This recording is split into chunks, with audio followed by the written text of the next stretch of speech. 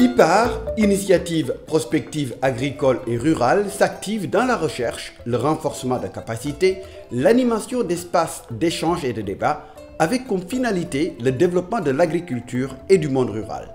Pour y arriver, IPAR facilite la mise en réseau de spécialistes, des acteurs d'institutions publiques et privées. La structure travaille sur des questions et thématiques d'actualité telles que le foncier, l'agriculture paysanne, l'éducation, la démographie et les problématiques liées à l'emploi.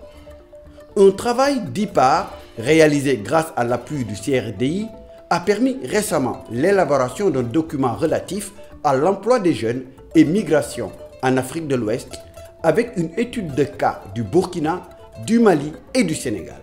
Une connaissance approfondie du fonctionnement des marchés de travail ruraux de la part des décideurs politiques et des partenaires de développement semble nécessaire. Il est extrêmement important de comprendre les demandes des jeunes, les besoins des jeunes, les contraintes que rencontrent les jeunes et voir quelles stratégies et quelles initiatives les gouvernements peuvent mettre en place pour les accompagner. En les accompagnant, on accompagne effectivement l'économie de nos États.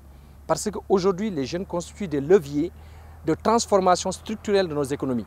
Et nos études le montrent que l'agriculture constitue un secteur extrêmement important pour justement atteindre cette émergence. Au Sénégal, Dakar accueille certes l'essentiel des jeunes ruraux, mais d'autres régions sont également des zones d'arrivée. C'est le cas des Niayes avec les activités maraîchères. Nous sommes de Gambie, nous sommes de Guinée-Bissau, nous sommes Burkinabé, nous sommes de Mali, même Ivoirien am fi. Parce que l'Afrique bari na xéet yo xamanteni ñu ngi face bo ñu liggéenté ñom. Les Niayes contrastent avec le bassin arachidier, zone de départ de beaucoup de jeunes à la recherche de mieux-être. Autre zone d'arrivée, le delta du fleuve Sénégal. Ici, une maîtrise de l'eau et l'existence de périmètres aménagés constituent un avantage.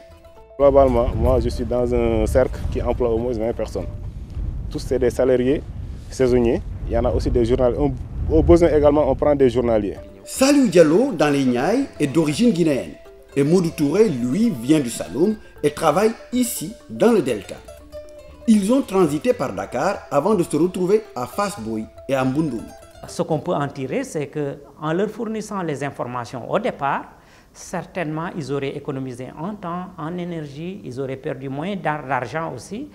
Parce qu'ils pourraient directement quitter la zone rurale qui est déshéritée vers la zone irriguée. L'étude d'IPAR permet de mettre également en relief la résistance de jeunes garçons et de jeunes filles qui savent saisir les opportunités qui s'offrent à eux ici dans le pays. Autre constat, le transfert de compétences. À Diarer, dans la région de Fatick, Salou Faye, le vétéran, a permis à plusieurs centaines de jeunes de son village d'acquérir un métier et de gagner leur vie. Comme ni ma yaré won, ni ma formé, non la jëlé ñeneen aussi formé wat leen ci cadre bobu. Ba finalement ñom ñep tay buñ fi togon tay mbolo lañuy doon.